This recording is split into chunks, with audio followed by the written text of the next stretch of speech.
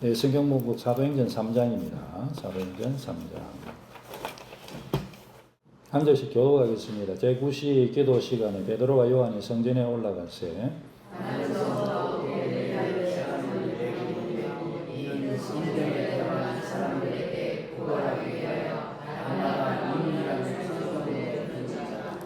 그가 베드로와 요한이 성전에 들어가려 함을 보고 구걸하거늘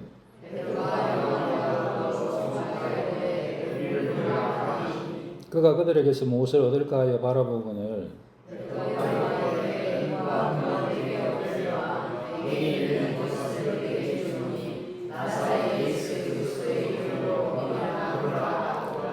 오른손을 잡아 일으키니 발과 발목이 곧 힘을 얻고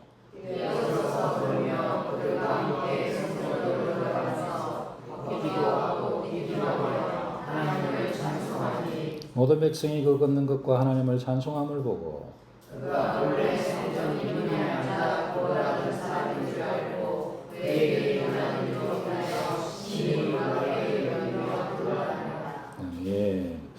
그 다음에 몇 절 제가 읽겠습니다. 12절 베드로가 이것을 보고 백성에게 말하되 이스라엘 사람들아 이 일을 왜 놀랍게 여기느냐 우리 개인의 권능과 경건으로 이 사람을 걷게 한 것처럼 왜 우리를 주목하느냐. 그 다음에 16절 읽겠습니다. 그 이름을 믿음으로 그 이름이 너희가 보고 아는 이 사람을 성하게 하였나니 예수로 말미암아 난 믿음이 너희 모든 사람 앞에서 이같이 완전히 낫게 하였느니라. 19절 한 절 더 읽겠습니다. 그러므로 너희가 회개하고 돌이켜 너희 죄 없이 함을 받으라. 이같이 하면 새롭게 되는 날이 주 앞으로부터 이를 것이요. 아멘. 예, 하나님의 기적은 예수 이름으로 일어납니다라는 제목으로 하나님 말씀을 함께 생각해 보고자 합니다. 아시는 분들은 아마 이 본문에 상당히 익숙한 그런 본문 중에 하나죠. 그래서 베드로와 요한이 성전에 이제 기도 시간에 올라가게 되는데요. 이 기도 시간은 이제 정해진 시간이 유대인들이 3번 정도 기도하는데 그 기도 시간에 한 번이었다. 그렇게 우리가 생각하고요. 어떤 사람은 뭐 점심시간, 어떤 점심때쯤, 어떤 사람 저녁 때쯤 이렇게 보는 것 같아요. 그러니까 오후나 저녁. 그래서 정해진 시간이에요. 그래서 출애굽기에 보면 아침과 저녁에 하나님 앞에 이제 제사하도록 예배하도록 했는데 그렇게 이제 정해진 기도 시간을 지키는 것은 중요하고 또 좋은 일이죠. 그래서 요즘 같으면 이제 새벽 기도하러 가는 그런 모습이 되겠습니다. 요즘 이 교회들은 사람들이 새벽에 일어나기를 거의 뭐 불가능한 미션 임파서블로 알기 때문에 많은 교회들이 새벽 기도를 안 합니다. 요즘은 한국 교회도 새벽 기도를 안 하고요. 이제 대신에 뭐 그렇게 새벽기도를 안 하는 교회가 있는가 하면 새벽기도 대신에 저녁 기도회를 하는 교회들도 있습니다. 이제 그런 식으로 이제 환경에 따라서 이제 바뀌고 있는데 아침이든 저녁이든 정해 놓은 시간을 그렇게 이제 해놓고 기도하는 것은 예배하는 것은 상당히 또 성경적인 이야기 부분이다. 그렇게 우리가 생각할 수 있겠습니다. 그렇게 이제 예배하러 갈 때에 2절에 보면서요. 나면서 못 걷게 된 사람이 있었다. 나면서 못 걷게 된 사람이 있는데 이 사람을 사람들이 메고 왔다. 그렇게 사도행전 3장 2절에 그렇게 말하고 있습니다. 근데 이제 성전에 이 사람을 이제 메고 왔어요. 성전에 들어가는 사람들에게 구걸하기 위해서 구걸은 이제 거지가 구걸하잖아요. 구걸이라는 거 아이고 한 푼만 좀 주세요. 아이고 나를 좀 도와주세요. 이게 이제 구걸이죠. 거지가 구걸하는 그런 것을 하기 위해서 지하철에 가면 이제 그런 분들 가끔 있잖아요. 그렇게 해서 좀 도와주십시오. 그런 게 있는데 여러분 그 도와주십시오 이렇게 하면 어떻게 하세요? 내가 예수님 믿으니까 도와줘야지 하고 도와주는 거 잘 하시는 겁니다. 그러나 마음에 하나님 도와줄까요? 이렇게 기도를 해보세요. 기도를 했는데 하나님께서 대부분은 뭐 도와줄 수 있으면 도와주라 그래 응답하실 거고, 어떨 때는 도와주지 마라 이럴 때도 있습니다. 기도해 보시면 알아요. 이제 뭔 그런 것과 기도 안 하는데, 우리 다 모든 것 다 기도하는 게 좋습니다. 이제 그렇게 하면 그런 문제가 다음에 돕죠 하고 지나가도 되고 그렇습니다. 뭐 그것 가지고 여러분 막 내가 막 양심에 찔려 가지고 뭐 그러지 마십시오. 막 그러니 돕는 게 나아요. 내가 막 돕지 못해서 막 양심 찔릴 것 같으면 뭐 500원이든 1000원이든 2000원이든 그냥 주시고, 아니면은 배가 고프면 밥 사주는 건 좀 좋은 일이다 생각합니다. 돈을 주면 사실은 그걸 가지고 술을 먹든지 요즘은 마약을 하든지 좀 이제 그럴 가능성이 굉장히 높아지고 있는 시대라 그게 좀 쉽지 않습니다. 그래서 하여간에 밥을 먹이는 거는 저는 좋은 일이다 그렇게 생각합니다. 하나님께서 양식을 주시는 분이시니까. 근데 이제 이 구걸한다는 게 얼마나 참 비참한 인생입니까? 근데 이 성전에 들어가는 사람들에게 구걸하기 위해서 날마다 이제 거기 와서 이제 거기가 이제 직장인 거죠. 그래서 이제 날마다 왔으니까 날마다 이제 출퇴근을 사람들 통해서 사람들을 메고 와서 두면 이제 그 사람들은 뭐 어떤 사람들은 나와 있지 않지만 하여간에 참 도와주는 귀한 사람들이죠. 아니면 뭐 요즘 같으면 무슨 조직인지 모르지만 그래 하여간에 이제 그렇게 이제 가는 이제 비참한 인생인데, 이 성전에 들어가는 것은 아마 사람들이 추정하기는 이방인과 여자들의 뜰로 통하는 문이 아닐까 이렇게 이제 주석을 보니까 그렇게 추정하는 주석이 있더라고요. 그러니까 이제 이 문 자체는 이제 정확하게는 모른대요. 근데 예루살렘에 가면 이제 이 문으로 추정이라고 저는 생각하는데, 그 문을 미문이라고 이제 사진을 찍어 놨더라고요. 사진 찍어 놨는데 이제 100% 이제 역사가 그것이 미문이다 그렇게는 아닌 것 같아요. 그래서 이제 이 미문이라는 말 자체는 아름다운 문, 아름다운 미인할 때 미입니다. 그래서 아름다운 문이다. 그 굉장히 대조적인 그런 상황을 보여주는 거죠. 그 문종의 문을 참 잘 꾸며서 아름다운 문이라는 이름을 갖고 있는 그 문 앞에, 그 문은 성전으로 들어가는, 하나님을 예배하는 성전을, 하나님을 만나는 성전으로 들어가는 그 문인데, 그 아름답고 하나님께 나아가는 그 문에 들어가지 못하고 그 입구에서 구걸해야 되는 모습, 이 사람의 비참한 모습이고요. 이것은 하나님을 떠나서 하나님의 나라 밖에 있는 인생의 비참한 모습이다. 죄와 죄의 그 여러 가지 그 부작용으로 고통과 신음하는 인간의 그 비참한 모습이다 그렇게 생각합니다. 근데 이 사람에 대한 묘사 중에 나면서 못 걷게 되었다라는 이 말이 이 사람에 대한 묘사의 어떤 핵심적인 거겠죠. 그래서 이 사람은 출생할 때부터 한 번도 걸어본 적이 없는 사람입니다. 그러니까 이 얘기는 이 사람의 다리는 죽은 것과 다름이 없는 거예요. 이 사람의 다리는 역할을 못하는 거예요. 한 번도 제대로 된 역할을 한 적이 없습니다. 이 사람의 다리는 그냥 다리같이 보일 뿐이지 다리가 아니에요. 다리는 뭡니까? 사람의 몸을 지지하고 일어서고 걷고 뛰고 이렇게 하는 게 다리인데, 이 다리의 역할을 한 번도 해본 적이 없는, 한 번도 다리 역할을 해본 적이 없는 그 뭡니까? 죽은 다리죠. 죽은 것 같은 그와 같은 다리다 그런 뜻이죠. 그래서 나면서 못 걷게 되었다 이런 뜻은 죽은 다리다 이런 뜻이 말이죠. 그러니까 사실은 이제 이 사람의 어떤 그 상황이나 형편이 너무너무 이제 어렵다. 그리고 인간적으로 이 사람에게는 그럴 희망이 있다 없다? 없다. 그런 뜻이죠. 없다. 죽은 사람이 못 살아나듯이 죽은 다리가 못 살아난다. 그죠? 그래서 자기 힘으로, 그리고 주변에 있는 그 누구든 그 사람의 힘으로는 할 수 없는 그와 같은 상황이다. 그런 말씀이죠. 그런데 이제 베드로와 요한이 3절에 보니까 이제 성전에 들어가려고 하면 그 문으로 들어가야 됐나 봐요. 이제 그 통해서 아마 저쪽을 통해서 그 안으로 들어갔던 것 같아요. 제 안 가봐서 모르지만은 그런 식으로 이제 뛰어서 갔는데 이 사람이 베드로 요한을 보고 이제 구걸을 했는데요. 그래서 베드로와 요한이 더불어 4절에 보면 더불어 주목했다. 그래, 야, 마음에 성령님께서 역사하시지 않았나? 저는 그렇게 생각합니다.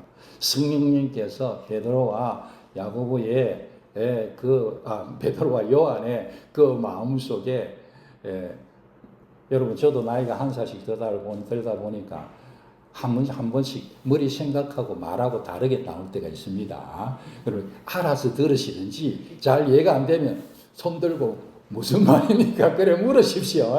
그러면 제가 얼른 또 수정을 하면 되니까. 금방 또 베드로하고 야고보래.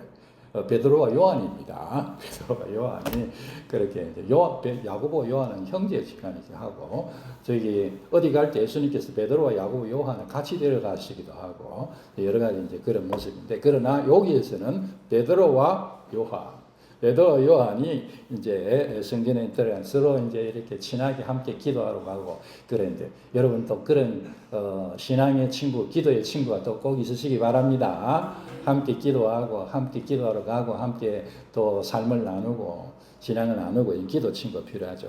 베드로와 요한이요 그렇게 함께 기도하는 사이였던 거죠. 그래서 이제 그런데 베드로와 요한이 탁 이 사람이 날 좀 도와주세요 하는 걸 탁 보면서 서로 탁 쳐다보는 베드로의 마음에도 요한의 마음에도 성령님께서 탁 역사해 하나님 역사하지 않겠나 그렇게 생각한 거예요. 마음에 둘이 탁 쳐다보면서 야, 저 사람 나면서 아마 그전부터 알고 있었을 가능성이 굉장히 커요.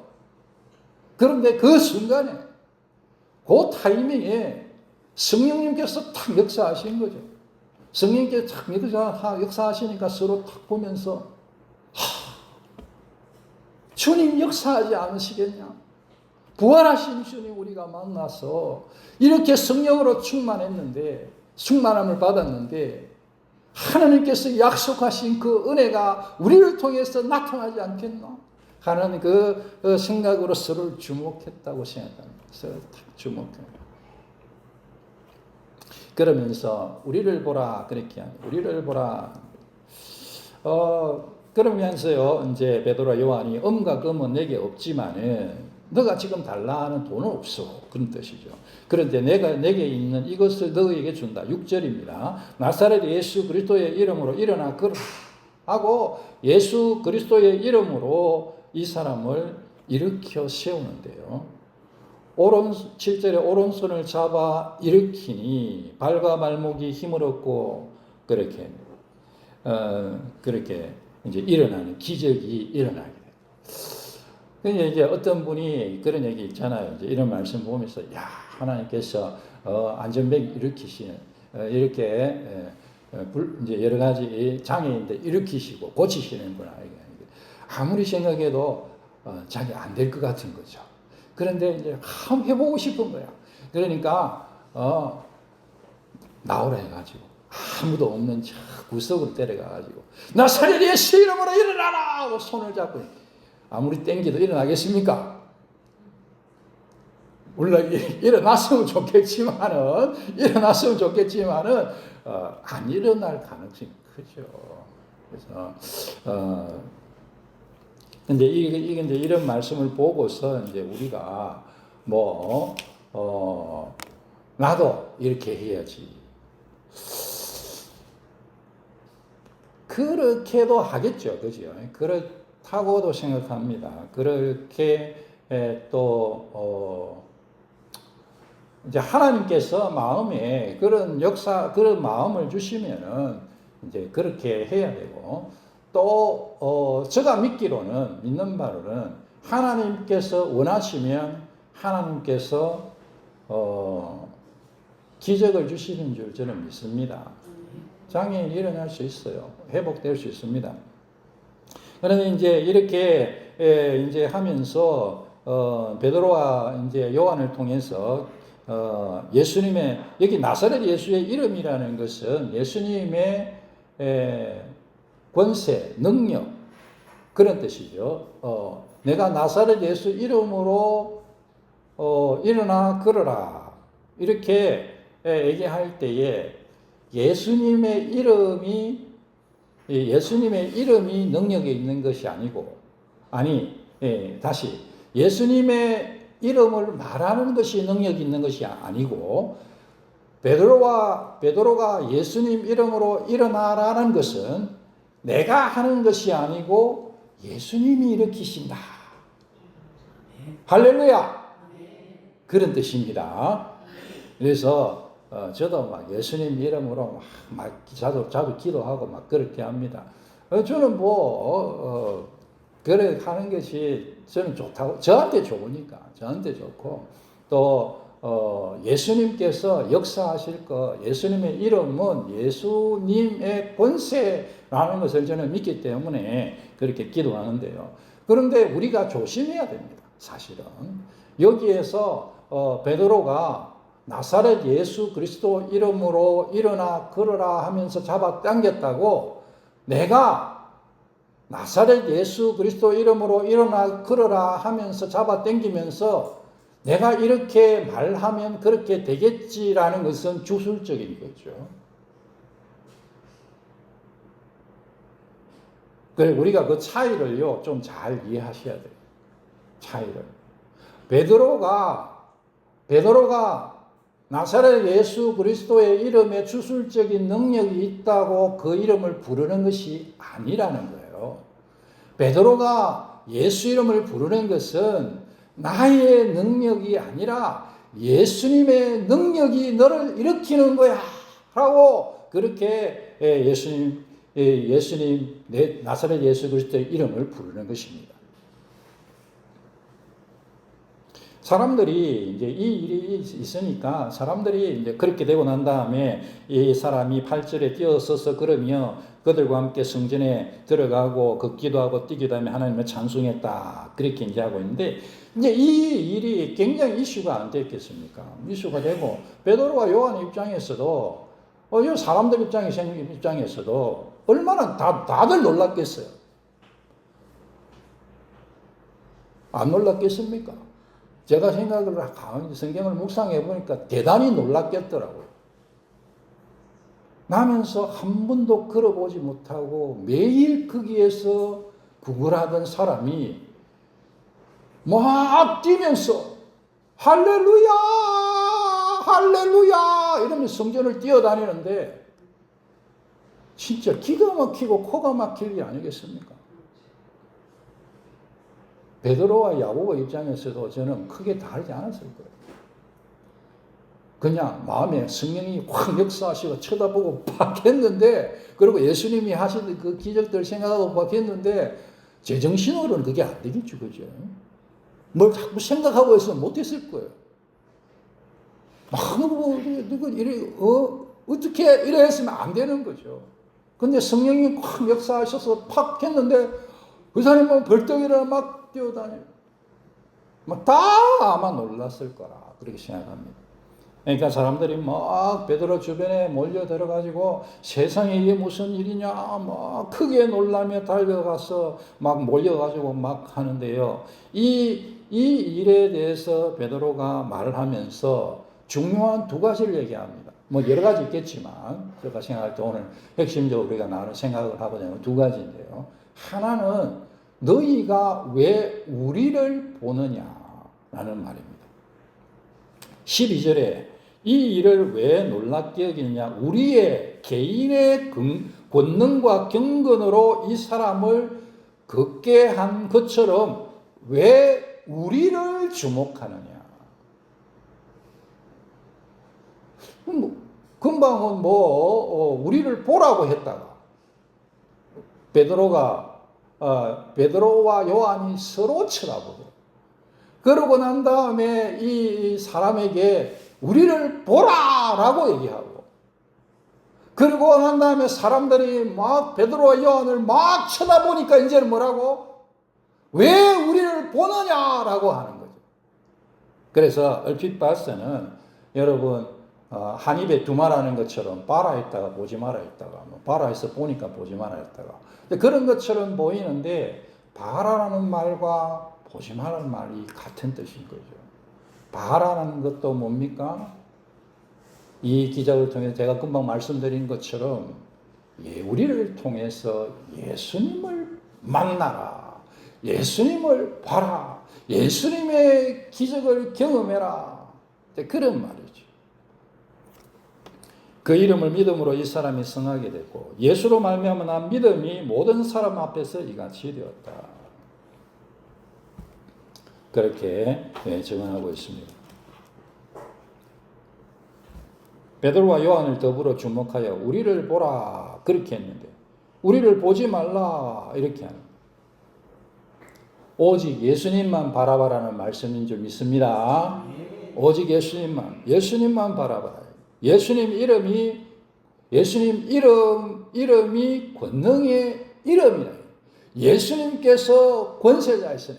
예수님께서 기적을 주시는 분이시고 예수님께서 병을 낫게 하시는 분이신 그런 선포인 줄 믿습니다. 베드로가 예수님은 죽은 자이다. 생명의 주를 죽였다. 15절에 그렇게 해요. 예수님께서 부활하신 분이시다. 하나님이 죽은 자 가운데서 그를 부활하셨다. 십자가와 부활의 주님을 증언합니다. 그러면서 15절에 생명의 주 그렇게 말씀하십니다. 예수님께서는 생명의 주인이시기 때문에 죽은 자를 살리시는 분이시고 죽은 다리를 살게 하시는 분이시고 병을 고치는 기적을 주시는 분이시다. 할렐루야. 너희 모든 사람 앞에서 예수님께서 이같이 완전히 낫게 하셨다. 그렇게 선포하고 있습니다. 예수님께서 이 땅에 계실 때에 많은 기적을 행하셨습니다. 그런데 왜 기적을 행하셨냐 하면 하나님 나라가 임했다는 증거로서 기적을 행하셨어요. 그리고 지금 하나님께서는 예수 이름으로 나사렛 예수 그리스도의 이름으로 예수님 이름으로 예수님이 행하시는 기적을 베푸시는 것을 나타내심으로 그렇게 하심으로써 하나님께서 세우신 교회를 통해서 하나님 나라가 계속해서 선포되고 나아가고 확장되고 있다는 것을 증언하시는 것입니다. 교회에 기적이 있습니다. 교회에서 기적이 일어납니다. 하나님께서 교회 안에 기적을 주실 것입니다. 내가 예수님 믿고 교회 안에서 믿음 생활 하고 있으면 하나님께서 하나님의 기적을 경험하게 하실 것입니다. 예수 믿으면 예수님 이름으로 기적이 일어나는 걸 믿으시기 바랍니다. 예수님은 병 고쳐주십니다. 물론 안 고쳐주시기도 하시죠. 근데 고쳐주시기도 합니다. 성경에 보니까 마태복음 9장에 예수께서 모든 도시와 마을에 두루다니며 그들의 회당에서 가르치시며 천국 복음을 전파하시며 모든 병과 모든 약한 것을 고치시니라 그렇게 하는데 36절에 그 이유를 말하는데 무리를 보시고 불쌍히 여기셨다. 주님께서는 우리를 불쌍히 여기시는 분이십니다. 그래서 주님께서 우리에게 하나님의 말씀을 가르쳐 주시고 우리에게 천국 복음을 전해 주시고 우리의 연약함과 질병을 고쳐 주십니다. 네, 믿으시기 바랍니다.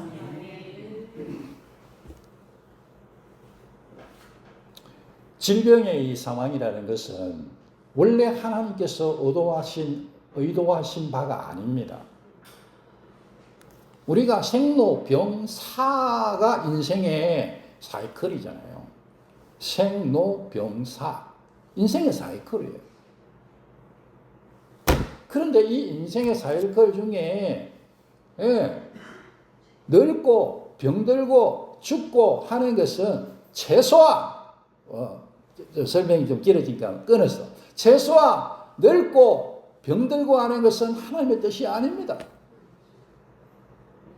하나님께서 그렇게 원래는 그렇게 만들지 않으셨어요.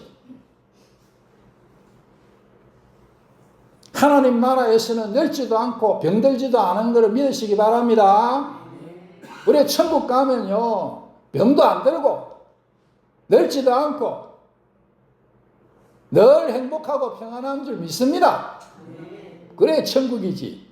천국에 가가지고 맨날 뭐 아우 다리야, 아이고 허리야, 뭐 그러고 있으면 뭐야, 조금만 천국 안 갔겠지, 그죠? 그래서 하나님 나라가 임했다는 증거로서 예수님께서 병을 고치시고 치유해 주셨습니다. 성경에 보니까 하나님께서는 나는 너희를 치료하는 여호와다. 여호와 샤파의 하나님입니다.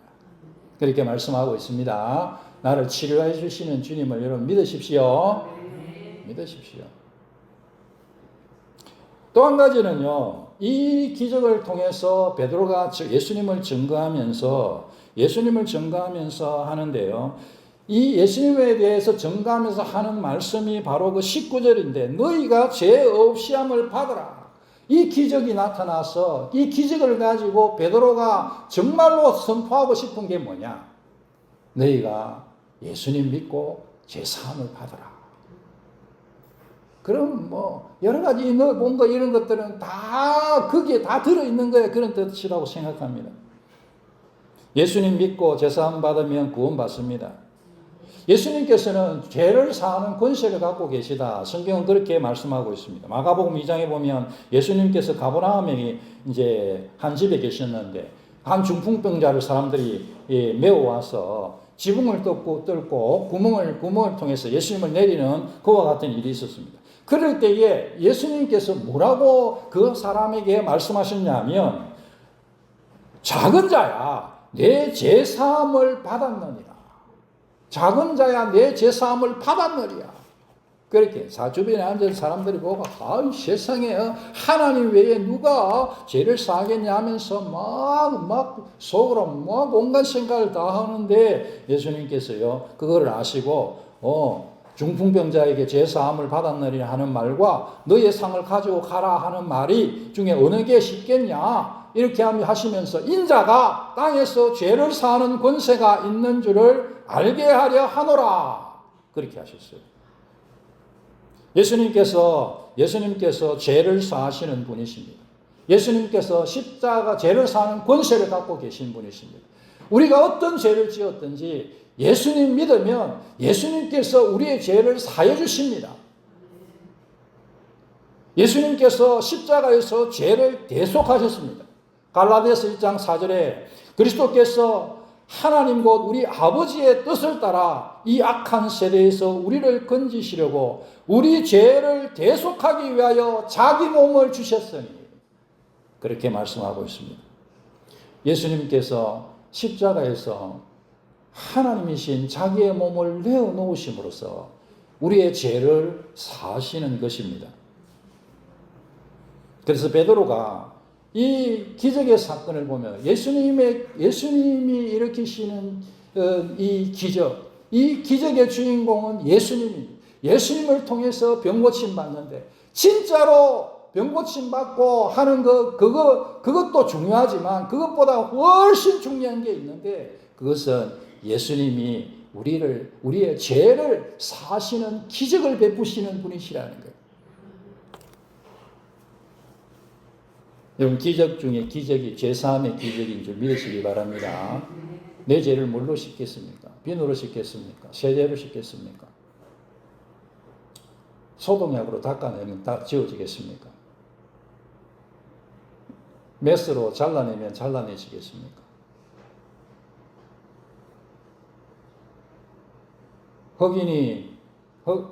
아프리카 사람들이 그 피부를 희게 할 수 있습니까?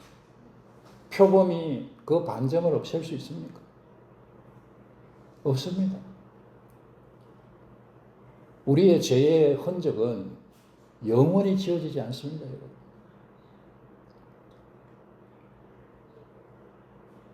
내 양심에 인고같이 새겨져 있어요. 조금만 자기 자신에 민감한 사람은 죽을 때까지 죄 때문에 씨름하다 죽습니다. 내가 그때 왜 그랬을까? 그러면서 그때 안 그랬어야 되는데 이러면서 우리 인간들도요, 우리 사람들도 죄가 지워질 수 없다는 거 알아요. 대부분 다 압니다. 나의 죄는 영원히 나의 영혼에 인과 같이 박혀 있습니다.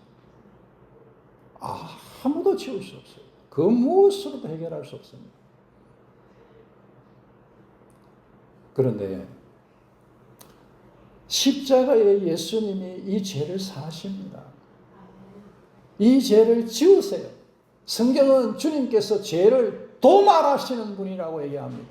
동이 서에서 먼 것 같이 우리의 죄책을 옮기시는 분이라고 말씀합니다. 이것보다 더 큰 기적이 어디 있겠습니까? 우리가 주님으로 말미암아 제3의 기적을 경험한 그 사람만이 천국 가는 거예요. 제가 가끔씩 말씀드리잖아요. 제가 천국 가면 그 천국 아니라고. 왜냐하면 저는 죄인인데 죄인이 천국 가면 천국 아니죠. 죄가 있는 것은 어떻게 천국입니까? 여러분도 마찬가지예요. 저만 아니고. 죄인은 아무도 천국에 갈 수 없어요. 하나님 나라에는 죄가 없습니다. 그런데 우리가 어떻게 천국 갑니까? 죄가 도말됐기 때문에. 예수님께서 우리의 죄를 사해 주셨는데 없어져 버렸어요. 없어져 버렸어요. 영원히 있어야 될 그 죄가 아예 없어져 버렸어요. 할렐루야! 이게 기적적인 기적이에요. 그래서 베드로가 예수님 이름으로 죄사함을 받으라, 그렇게 선포하는 것입니다.